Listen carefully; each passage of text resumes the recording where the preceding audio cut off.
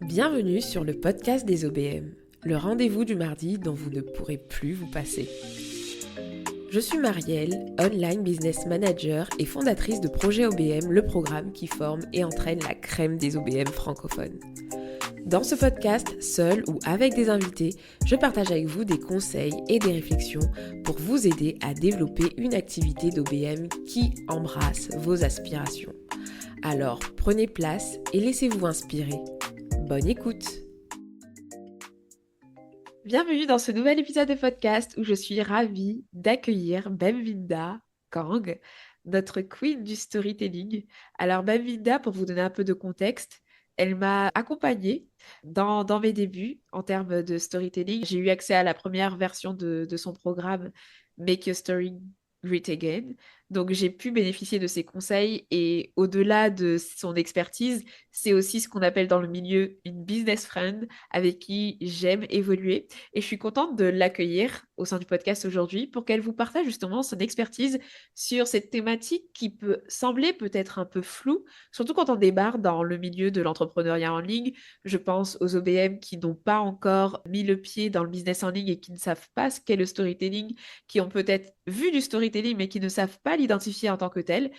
L'objectif de cet épisode, c'est de vous permettre de mieux comprendre le storytelling dans un premier temps, de voir comment vous pouvez l'appliquer pour vous en tant qu'OBM et attirer vos clients, et puis aussi comment on peut avoir un regard avisé afin d'aider nos clients à développer eux aussi leur storytelling pour soutenir leur activité. Alors, Bemvinda, je te laisse la parole pour te présenter à la communauté. Bonjour à tous et à toutes, je m'appelle Bemvinda Kang et je suis coach en storytelling depuis 6 ans maintenant. Ça commence à faire un petit bout. Voilà, je suis tombée dans cette marmite depuis, depuis mes années étudiantes. En fait, ça remonte à plus loin, je dis de 6 ans parce que ça, c'est uniquement 6 ans, c'est l'année de mon entreprise. Combien de temps j'ai fait en business. Mais par contre, en réalité, je suis tombée dedans depuis 10 ans. Donc ça fait 10 ans que je suis dans le storytelling, que j'en parle, que je m'améliore, que j'enseigne, que je coach et tout ça. Et je suis bien contente d'être avec vous pour aborder ce sujet qui est une de mes passions et voilà. Merci pour cette présentation. Alors, comme je disais, parmi les auditrices et les auditeurs, on va avoir deux cas de figure. Ceux qui savent déjà ce que c'est que le storytelling, en tout cas dans les grandes lignes, et puis celles et ceux qui ne savent pas du tout ce que c'est. Donc, est-ce que tu pourrais définir de manière simple et accessible ce qu'est aujourd'hui le storytelling dans le contexte d'un business en ligne? Le storytelling, comme une définition classique que l'on donne souvent, c'est l'art de raconter des belles histoires. De façon plus business, on va dire que c'est une compétence qui va mettre les histoires au service d'un message à faire passer pour atteindre ses objectifs. Ça peut être un objectif de connexion avec l'audience qui nous écoute ou qui nous lit, ou peu importe qui nous voit. Ça peut être aussi de plusieurs façons qu'on peut faire ce storytelling-là. Ça peut être un objectif de vente. On utilise beaucoup le storytelling dans la vente, notamment la vente par email, notamment la vente dans les légendes sur les réseaux sociaux, la vente dans les podcasts, lorsqu'on utilise notre belle voix pour faire passer nos messages dans des espaces comme ceci, hein, par exemple de Marielle. Donc on peut forcément utiliser cet outil. Donc c'est une compétence, ça suppose qu'une compétence est quelque chose qu'on acquiert et qu'on améliore avec le temps. Donc ce qui veut dire que aujourd'hui, lorsqu'on apprend le storytelling, c'est quelque chose qui peut s'améliorer encore et encore. Et ce qui est bien, c'est que ça s'adapte aussi à son évolution personnelle. Et ce qui fait qu'on peut facilement prendre du recul, se connecter, se déconnecter de qui on était ou même simplement de décider en fait de changer ses narratifs. Et pour moi, je trouve que c'est hyper puissant dans la vie d'un entrepreneur en ligne parce qu'il y a toute cette partie marketing, bien évidemment hein, que ça sert le marketing, mais ça sert aussi son développement personnel parce qu'on sait tous que l'entrepreneuriat, c'est un gros... En fait, c'est une grosse école de découverte de soi. Et le storytelling contribue, mais largement et puissamment, en fait, à rester droit dans ses bottes, à rester focus sur sa vision et à atteindre ses objectifs. Ok, alors je te prends un peu de cours, mais pour aider nos auditeurs à se projeter sur ce qu'est le storytelling, est-ce que tu aurais un exemple connu ou même peu connu de storytelling auquel on pourrait se référer pour se dire, ah ok, donc quand on fait ça, c'est du storytelling. Oui, bien sûr. À la différence du copywriting, parce que souvent on fait la comparaison entre les deux et on n'arrive pas vraiment à voir la limite ni à voir la différence. Les entrepreneurs en ligne utilisent beaucoup le copywriting pour les emails, pour machin, parce que pour eux c'est la science exacte presque qui permet d'écrire des textes convaincants et qui amène à la vente, ok? Et en fait, la différence entre le storytelling, c'est que le storytelling est un outil, c'est un électron libre qui va s'insérer dans le copywriting. Tu vas écrire des textes, mais tu vas écrire quoi au juste? La plupart du temps, les copywriters vont raconter une histoire pour amener des argumentaires convaincants. Et lorsqu'ils le font, ils font du storytelling, même si ils ont un canevas d'écriture qui leur permettent d'argumenter, qui leur permettent de structurer leurs pensées pour amener à la vente ou pour amener à faire quelque chose. OK? Donc, on peut aussi faire du storytelling visuellement. Donc, ça veut dire qu'on n'a pas forcément besoin d'écrire ou d'avoir des skills hyper avancés au niveau de l'écriture. Tu sais, tout le monde n'est pas fait pour écrire. Non, il y en a qui, visuellement, c'est ça leur manière de pouvoir communiquer. Et donc, le storytelling peut être un outil comme une image, peut un outil comme un univers visuel. Exemple, je suis OBM aujourd'hui et je vais sortir un nouveau programme où je vais travailler avec l'un de mes clients qui sort un nouveau programme. D'accord? Si je veux l'accompagner sur cet aspect de storytelling visuel, ça peut vraiment être comme l'univers du programme en lui-même qu'il est en train de créer ou l'univers de la personne, de l'entrepreneur du côté visuel. Moi, je sais par exemple que ma formation Make Your Story Great Again, qui était la formation principale de l'école du storytelling, avait un univers bien trempé sur du fleuri, un peu à la Beyoncé, avec une dame qui était couverte de blanc et des fleurs à côté. Mais c'était pour symboliser le fait que mes entrepreneuses, quand elles rentraient dans mon parcours, c'était justement pour fleurir. Assez poétique quand même, mais c'était fait exprès parce que j'avais travaillé sur cet univers visuel. Donc ça aussi, c'est une façon de faire du storytelling. D'ailleurs, presque tous mes programmes ont des univers visuels. Après, c'est mon taf, mais ce n'est pas obligé. On a aussi une autre façon de faire du storytelling. Là, j'ai parlé du copywriting hein, et j'ai parlé aussi de l'aspect visuel. Maintenant, je peux parler de l'aspect avec la voix. D'accord? Parce que, en fait, c'est ce que je disais, le storytelling, vraiment, pourquoi, pour moi, d'ailleurs, c'est the skill à maîtriser en 2024, 2025, I mean, whatever. Je pense même que c'est la compétence qui doit figurer dans un CV d'un entrepreneur. Parce que à l'oral, on est appelé à se présenter, que ce soit dans des soirées de networking, que ce soit dans des réseaux professionnels où on a besoin de réseauter avec les autres, rencontrer et se connecter. L'être humain connecte avec l'autre par ses valeurs. On discute, on échange et on se rend compte que on a pratiquement le même parcours ou alors limite vraiment de sa façon de parler, comment elle voit les choses, comment elle voit le monde, elle a des valeurs qui sont hyper fortes et qui s'identifient aux miennes. Donc c'est comme ça qu'on arrive à connecter. Mais on fait comment? Il faut se raconter, il faut se présenter, il faut en parler, il faut structurer son discours de façon à ce que les gens puissent s'identifier à nous. Soit on est le héros de l'histoire, bien évidemment, quand on parle, hein, soit c'est notre client ou notre audience qui se retrouve comme le héros de l'histoire, qui a son propre parcours, ses propres déclics et qui arrive en fait à une solution que l'on propose ou le message que l'on veut faire passer où on se rencontre. Bref, c'est un aspect assez un peu technique et là on rentre plus dans la technique, mais je voulais juste montrer comment on emmène les choses en fait, même à l'oral. Bien sûr que ça peut se faire aussi à l'écrit, mais voilà.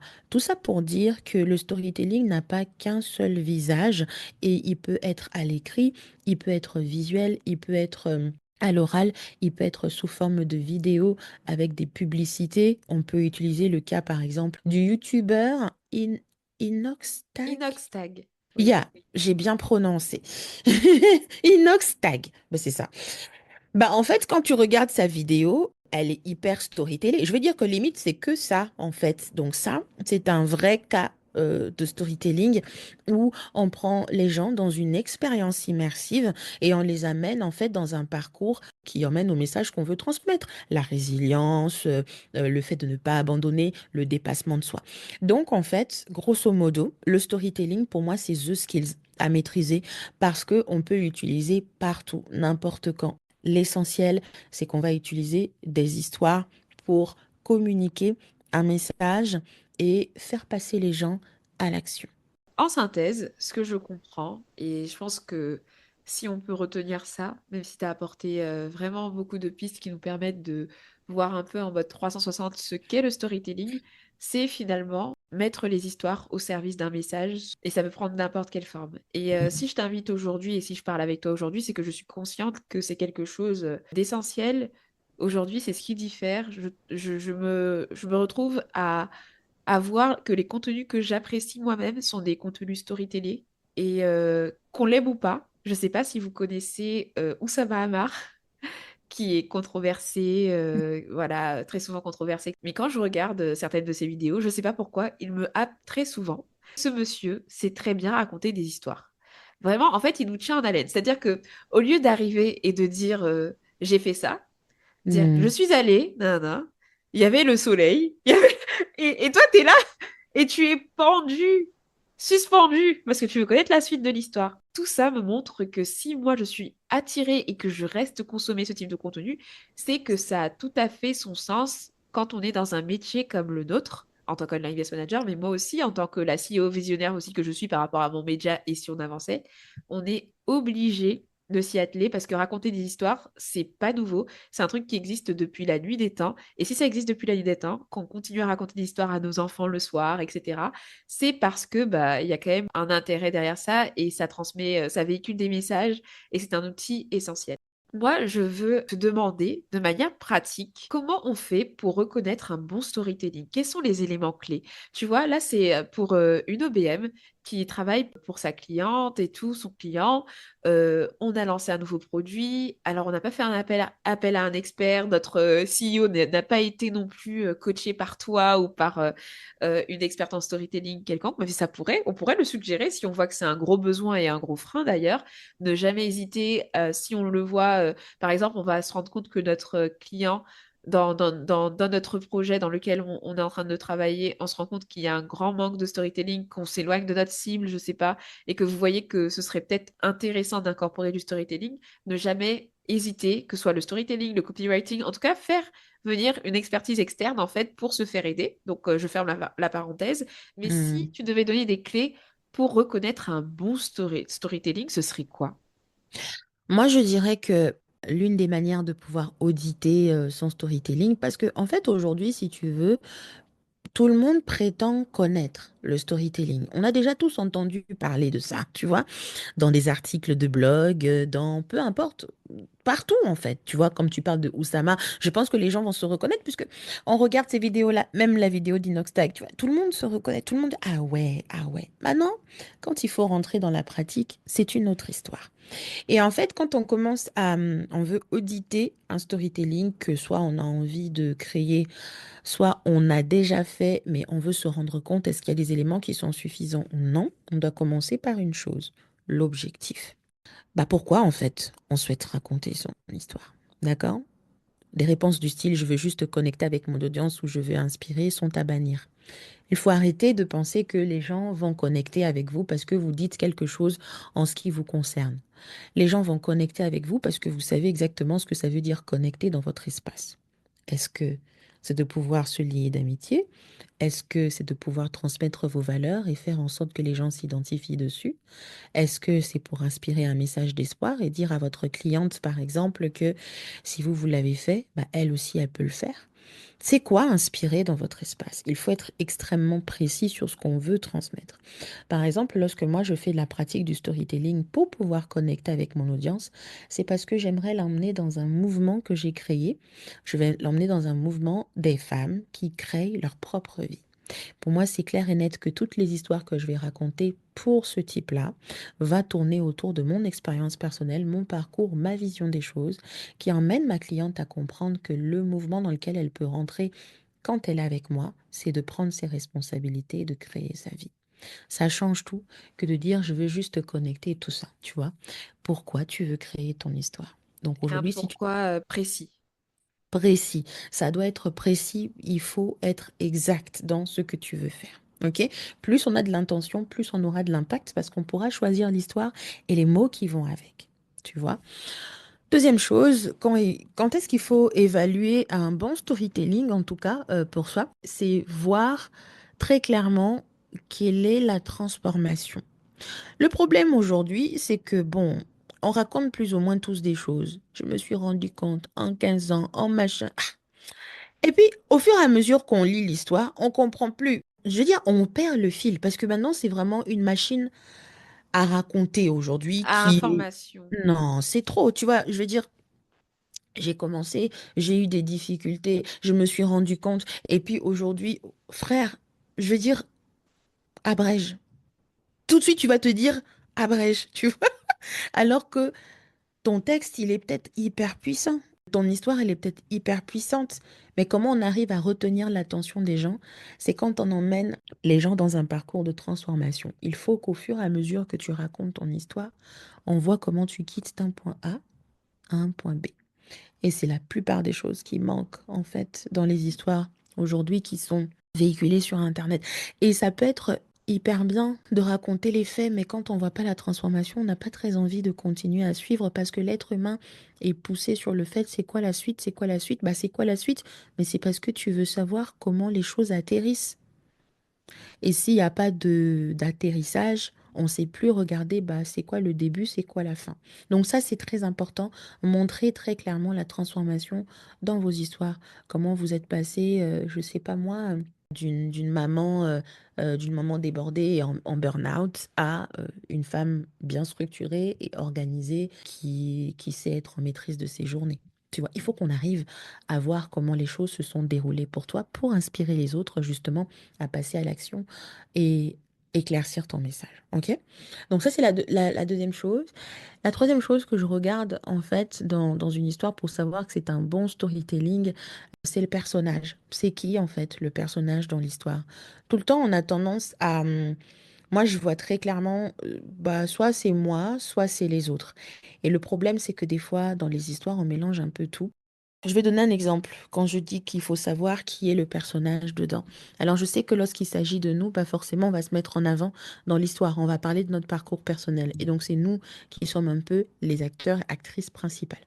Après, quand il s'agit des autres, ça veut dire notre client, la personne que l'on vise, bah c'est aussi eux en fait. Sauf que quand c'est nous, ça va. On arrive à dire que voilà, j'ai commencé, j'ai, parce qu'on est sur le jeu. Maintenant, quand on opte pour le client, tu vois, quand on veut parler du client, on veut parler de ses préoccupations, on veut essayer de l'inclure dans le discours, ça devient un peu plus compliqué. Enfin, pourquoi je dis ça? Parce que les storytelling où on essaye de vendre est beaucoup plus focus sur le client. Et en fait, le storytelling souvent flop à ce niveau-là parce que au lieu de raconter l'histoire du client, on se contente de raconter notre histoire dans la peau du client. C'est pas vrai? Parfois, il faut accepter que nous, on a notre propre parcours, que le client a son propre parcours, et c'est OK. C'est pas parce que moi, je suis médecin que je dois choper toutes les grippes qui traînent et toutes les maladies qui traînent pour dire que voilà, je peux t'accompagner. Non. Je veux dire, j'ai des patients qui ont une maladie. Mon boulot, c'est de poser un diagnostic et de proposer la solution au problème et une fiche médicale, des médicaments à prescrire qui vont éradiquer la maladie. Et ça ne veut pas dire que je l'ai forcément vécu. Le problème, c'est que nous, on essaye tellement de vouloir que les gens s'identifient à ce que nous, on vit, qu'on oublie que eux-mêmes, ils ont leur propre parcours aussi. Donc, en fait, un bon storytelling, quand tu le lis, tu dois être capable de voir que, bon, la personne se met à sa place et la personne laisse aussi à l'autre la place de s'exprimer telle qu'elle est. Bon, je ne vais pas vous emmener beaucoup trop loin, mais je pense que déjà, quand on a les trois, on peut déjà créer de l'impact, si on veut créer de l'impact, évidemment, et pas juste faire du racontage de life. Mais quand on a déjà les trois, c'est très bien. Donc, je fais un petit récap pour celles et ceux qui ont été dispersés. Mhm. Premier point d'un storytelling réussi, un pourquoi précis. Un pourquoi. une cible précise, un message précis. Deuxième point, quelle est la transformation? Il faut amener le lecteur d'un point A à un point B. Il faut une chute, sinon, eh, on atterrit nulle part. Troisième point, qui est le personnage? Est-ce que c'est toi? Est-ce que c'est les autres? Voilà, il faut que le personnage soit clair et qu'il n'y ait pas forcément une incarnation, de ce que je comprends, de vouloir incarner notre cible à tout prix. C'est ce que j'ai compris moi en t'écoutant. Et avec ces trois points-là, je trouve que c'est très très clair.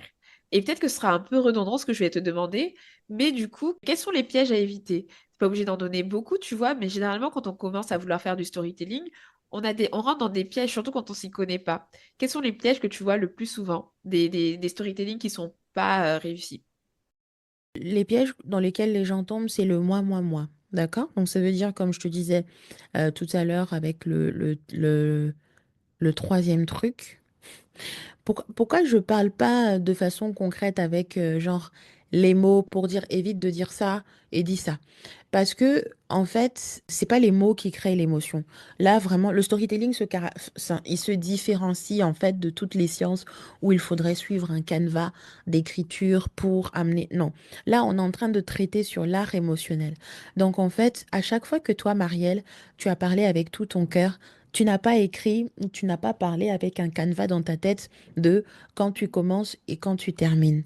Pas du tout. Tu avais une intention, tu avais besoin d'exprimer quelque chose et tu t'es laissé aller en fait pour le faire. C'est pour ça que quand on fait du storytelling, c'est pas les canevas comme les AIDA, comme les je sais pas quoi du copywriting qui compte, c'est plutôt l'intention derrière. Ok? Donc si ton intention c'est de pouvoir impacter les autres, quand tu es dans le moi, ça fonctionne pas. Moi, je remarque la plupart du temps, les histoires qui défilent un tout petit peu sur les réseaux sociaux, il y a beaucoup trop de moi, moi, moi. Moi, c'est j'ai fait ci, j'ai fait ça, et ensuite j'ai fait ça, j'ai fait ça. Et à aucun moment on inclut l'autre dans le discours. C'est comme si tu vas à un date depuis que la personne est en train de parler de sa journée et ne te pose même pas la question comment tu vas. Tu vas t'ennuyer et foutre le camp. Moi, c'est mon cas. Ok? Donc, c'est une conversation dans laquelle il faut inclure l'autre. Quand tu dis ça, d'accord, mais qu'est-ce que ça m'apporte? That's the question. Je pense que quand on écrit, il faudrait vraiment à la fin qu'on se pose la question. D'accord, mais qu'est-ce que ça va apporter? C'est quoi le bénéfice? Pourquoi je raconte ça en fait? Qu'est-ce que la personne va comprendre? Une bonne histoire n'est pas celle qui raconte les faits. Une bonne histoire dit pourquoi les faits sont importants. D'accord, waouh. Ok. Ok? Donc ça, c'est souvent l'erreur. Alors, une bonne histoire aussi, je pense qu'il faut éviter, c'est au niveau de la forme, c'est celle qui a un début et une fin. Tu vois, c'est pas une question de longueur de texte. Aujourd'hui, en toute honnêteté, de plus on y va, moins c'est compliqué. Pourquoi? Parce qu'on a des formats comme les carousels, on a des formats comme les Reels où on doit faire du snack content. Ça veut dire que tu essayes d'avoir tout ton message et tout ton post en quelques slides, en quelques mots, en quelques secondes de contenu. Donc tu te contentes d'avoir une accroche et puis le reste, basta. Le problème, c'est que, en fait, l'accroche ne fait pas tout. C'est le déroulé de l'histoire qui fait que on a envie de lire. Les gens maintenant se contentent simplement à avoir des hooks. Je parle vraiment des erreurs de storytelling là aujourd'hui, actuelles en 2024, hein. Pas juste une espèce de théorie, tu vois, vraiment de ce que je remarque aujourd'hui.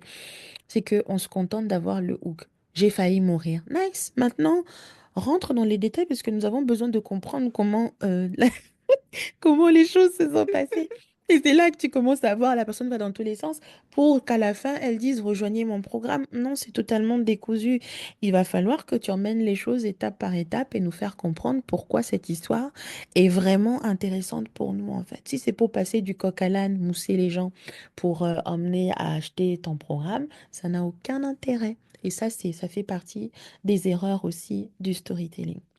Ok. Après, je peux partir sur d'autres choses, mais je pense que c'est ça que je remarque de plus en plus aujourd'hui dans la façon de communiquer en 2024. Moi et abus de hook. Ça marche, mais je suis contente d'échanger avec toi là-dessus, puisque en fait, en tant qu'OBM, on n'a pas une casquette de coach Instagram ou de copywriter, etc. Mais en fait, on est des profils où on doit savoir au moins comment fonctionnent les bases de toutes ces choses-là pour pouvoir faire des feedbacks aussi. Admettons qu'on engage, je sais pas, moi j'ai une community manager à manager, elle me fait un post qui a pour objectif d'être storytellé, je dois pouvoir donner un avis sur ce storytelling-là. Donc c'est pour ça que je vous remets dans le contexte, parce que peut-être que vous écoutez et vous vous dites, mais à quoi ça va m'être utile? C'est utile à ça. Et puis deuxièmement, et c'est là où j'aimerais terminer avec toi, c'est que très souvent quand on est freelance, il y en a beaucoup qui sont un peu dans le mode, je suis prestataire de service, je suis pas une entrepreneuse ou un entrepreneur CEO visionnaire qui va engager une communauté, qui va fédérer une communauté de plus de 10 000 personnes. Tu vois, nos objectifs sont quand même différents. Moi, j'ai les deux casquettes. À l'époque, quand j'ai travaillé avec toi, j'étais sur Et si on avançait, donc plutôt coach productivité et organisation. On a un peu échangé parce que j'ai le droit à des petits conseils gratuits parce que tu es mon ami. Mais voilà, tu as suivi mon switch vers le métier d'OBM et tu m'as aussi beaucoup conseillé aussi sur ce positionnement. Mais peut-être que des fois, en tant que freelance, on se dit, mais ça sert à rien que je raconte mon histoire parce que moi, je vais démarcher mes clients, ou alors c'est le bouche à oreille, ou alors, bah voilà, une fois que mes compétences sont validées ou repérées, Mm. qu'est-ce que j'ai à inclure du storytelling pour attirer des clients, tu vois? Alors qu'aujourd'hui, je trouve que, justement, aujourd'hui, on peut avoir plusieurs OBM qui ont des bonnes compétences, tu vois, qui sont formées ou qui débutent. En fait, elles ont toutes, moi-même au sein de projets OBM, je le vois toutes, elles ont toutes un parcours différent, toutes des atouts différents, toutes des points faibles différents, tu vois. En fait, elles sont toutes différentes. Donc, je vois l'intérêt, à mon niveau, de raconter son histoire. Et j'aimerais que tu parles aujourd'hui à des freelances, des OBM, des futurs OBM, même qui se projettent dans le métier, et que tu leur expliques en quoi faire du storytelling peut servir aussi leur activité de freelance, même si elles ne sont pas appelées à être des divas, à avoir des vidéos virales. Comment un prestataire de service peut utiliser le storytelling pour attirer ses clients et pour être au service en fait du développement de son activité. Bah, en fait, ce que tu dis, c'est totalement courant. Pourquoi je dis que c'est courant? C'est parce que parfois, quand on est en entrepreneuriat, pour se protéger, on va essayer de se décharger de certaines responsabilités qu'on sait très bien, hein, qui sont la nôtre, vendre, communiquer sur les réseaux sociaux, par exemple, prospecter. OK? Quand je dis vendre, je parle vraiment sur la partie prospection pure et dure. OK? On va essayer de se décharger parce que quelque part, ça fait pas partie de notre zone de confort. Ça nous effraie. C'est pas le truc qui nous fait kiffer. Mais ça reste dans la case obligation. Un entrepreneur, c'est un freelanceur. Un entrepreneur, c'est un salarié. Un entrepreneur, c'est un visionnaire. Un entrepreneur, bref, est tout simplement une personne qui va faire de son activité une ressource pour s'épanouir et pour s'enrichir. Si vous êtes dans cette case, vous êtes entrepreneur. D'accord? Donc, vos affaires-là de oh non, je ne veux pas me mettre en avant parce que c'est limité, tout ça. Ça, c'est des problèmes que vous vous cherchez. La vérité, c'est que ça fait partie de vos prérogatives. Donc, restons un peu dans le thème. Et puis, assumons le fait que ça fait partie de nos prérogatives. OK? De vraiment nos obligations, pas forcément pour en vivre, mais des fois même pour se challenger, pour évoluer. OK? Maintenant que j'ai fini mon introduction, je vais dire très exactement pourquoi se raconter est indispensable lorsqu'on est un freelanceur. D'abord parce que le storytelling, il y a d'autres aspects que les gens ne remarquent pas dans le storytelling, que ça apporte réellement, à part la partie marketing. La première des choses, c'est que un freelanceur est une personne à qui on identifie également sur sa patte d'artiste. Alors la patte d'artiste ici, c'est que toi, par exemple, Marielle, tu es une OBM, mais on va choisir de travailler avec toi parce que tu as une façon de faire ou une façon d'être qui plaît. Maintenant, comment vous allez montrer ça si vous ne faites pas du storytelling? C'est-à-dire que les gens vont vous choisir, vous, parce que c'est vous. Autre aspect, les gens vont vous respecter. Même quand c'est pas toi qui accompagne ton client, C'est ton client qui veut simplement travailler avec toi et t'intégrer même dans des projets sur lesquels même au départ, vous n'avez pas signé. Pourquoi? Parce que ta présence est indispensable pour elle. Pourquoi ta présence est indispensable pour elle? Parce qu'elle connaît ta personnalité, elle connaît ton histoire et elle est étroitement connectée à qui tu es. Si tu ne fais pas du storytelling, comment tu vas révéler ça? Ok, il y a des échanges, vous vous fréquentez, tutti quanti. Mais de plus en plus, quand tu te mets en avant, quand tu parles de ce qui te motive, quand tu recentres ces choses-là, bah, tu racontes des histoires. Si tu ne le fais pas, comment elle va deviner? Elle n'est pas Dieu, elle peut pas deviner. Il faut que tu te mettes en avant. Troisième chose pour laquelle il faudrait qu'un freelance aujourd'hui fasse du storytelling, c'est qu'en fait, dans l'optique où les contrats se terminent avec un client, vous devez en avoir un autre. Maintenant, pour vendre, vous faites comment? Quand vous closez là, vous appelez les gens, parce qu'il y en a qui ont des systèmes de closing, ou même la prospection en faisant des appels, par exemple, avec des gens qui sont intéressés.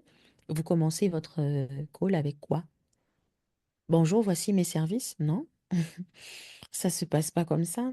Donc, si tu fais pas du storytelling, tu fais comment? Non, en fait, j'essaie vraiment de faire comprendre aux gens que faut arrêter de fuir certaines responsabilités parce que, bah voilà, il faut simplement se réconcilier et trouver la manière de vivre avec. Mais au-delà de tout l'aspect marketing, qu'on soit visionnaire ou non, là, on cherche pas les paillettes. On cherche à faire son boulot, à faire son job et à évoluer en fait dans ce sens-là. Et donc, pour faire le job, il y a certains outils, certaines compétences qu'il faut maîtriser. Enfin, grosso modo, c'est ça. Je peux donner encore plusieurs exemples jusqu'à demain parce que ça ne me manque pas. Mais c'est pas une question de paillettes et c'est vrai que ça peut ressembler à ça le storytelling aujourd'hui parce que c'est médiatisé. Mais en réalité, dans nos espaces privés, on connecte facilement en fait avec des histoires et cela tous les jours dans les conversations à table, les espaces de networking, de coworking par exemple, on connecte avec nos voisins. Donc en fait, c'est pas parce qu'il faut voir les trucs sur YouTube et tout ça qu'on pense que c'est ça qu'il faut qu'on fasse. La réalité, c'est que même à la boulangerie, on fait que ça. Donc revenons un peu à l'humain, revenons en fait à la base de la base et mettez-vous en avant parce que ça vous fera du bien et à votre business aussi. Je te rejoins. Et en plus, j'ai envie de dire, si jamais on a l'impression aussi, bon, on peut parler de soi, mais en tant qu'OBM, on peut faire aussi du storytelling, comme tu l'as très bien dit pendant tes exemples pour les questions précédentes, du storytelling sur l'histoire que vivent nos clients et nos potentiels clients, tu vois, et ça ouvre le champ des possibles. Et je pense qu'il faut juste conscientiser que les histoires font partie en fait des outils qu'on a à notre disposition et le rendre plus conscient. Et du coup, ça veut dire que quand tu crées du contenu, que ce soit pour attirer des clients ou quand tu travailles avec tes clients sur des stratégies de lancement, etc., bah, l'avoir en tête et être intentionnel là-dessus, du coup, avec tous les conseils qu'on a pu avoir là et plus si tu vas chercher ou si tu vas te former. Et Mm. voilà, pour pouvoir être plus intentionnel et plus efficace finalement dans notre manière de raconter des histoires. Parce que je le sais, en tout cas, moi, que pour les lancements que j'ai faits sans storytelling, les lancements avec storytelling, avec racontage d'histoire, avec mise en avant de la personne qui a créé le produit, mise en avant surtout du message et du pourquoi, bah, les résultats ont été quand même assez différents. Donc, je crois vraiment que c'est un levier sur lequel on doit pouvoir appuyer. Mais écoute, Babinda, c'était ma dernière question pour toi. C'était une question, mais aussi je voulais que tu encourages les auditrices et les auditeurs parce que ça me semblait essentiel. Oui. Merci à toi pour ton temps. Est-ce que tu peux nous dire où on peut te retrouver si jamais une OBM a envie de travailler son storytelling en tant que freelance, comment elle peut travailler avec toi, où elle peut te retrouver? Parce que bon, petite précision, j'essaye de faire en sorte que les podcasts soient intemporels. Donc, juste donner un point de contact où, à n'importe quel moment, elle est sûre de pouvoir te trouver à cet endroit-là. Alors moi, je suis coach, mais je suis aussi podcasteuse. Donc j'ai un podcast qui s'appelle Une histoire. Une histoire à plus d'une cinquantaine d'épisodes dans lesquels on met la pédagogie du storytelling, on rend la pédagogie du storytelling accessible. Vous pouvez commencer hein, avec les épisodes qui sont là déjà. Donc, ça va vous aider à avoir une idée de comment, en fait, de comment faire du storytelling et comment structurer vos histoires. En fait, tout ce qu'on a dit, en fait, dans cet épisode sont aussi abordés dans le podcast et les écoutes sont libres, en fait, et c'est très édifiant.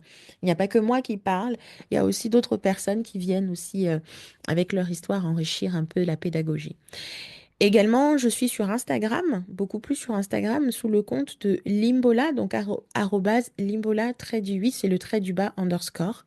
Vous pouvez retrouver soit dans mon feed des contenus éducatifs, inspirants, mais aussi quotidiennement sur mes stories, toutes mes aventures business, où je parle également de storytelling. Ce sont les deux canaux par lesquels vous pourrez même accéder à tout le reste, ça veut dire ma newsletter, dans laquelle je partage quand même du contenu qui est plus riche. On est sur des séries d'emails parfois, on est sur plein de choses très intéressantes. Et donc voilà, si vous allez sur Insta, vous pouvez facilement accéder à ces contenus et également dans le podcast. Bah, merci beaucoup. Je me mettrai toutes les informations de toute façon dans les notes du podcast. Merci à toi. J'espère que, en tout cas, vous qui écoutez cet épisode, vous l'avez apprécié et que ça vous a familiarisé un peu plus au storytelling. Si c'est le cas, bah, je vous invite à vraiment explorer le sujet parce que, en tout cas, sur le terrain, je vois à chaque fois qu'il y a de la demande là-dessus auprès des clients, en tout cas une demande de compréhension de ce que c'est afin qu'on puisse les soutenir et prendre les bonnes décisions aussi, nous, en tant qu'OBM, en faisant du bon feedback aux équipes, etc. Donc, merci à vous d'avoir écouté l'épisode jusqu'ici et puis je vous donne rendez-vous à très bientôt pour un prochain épisode. Ciao, ciao!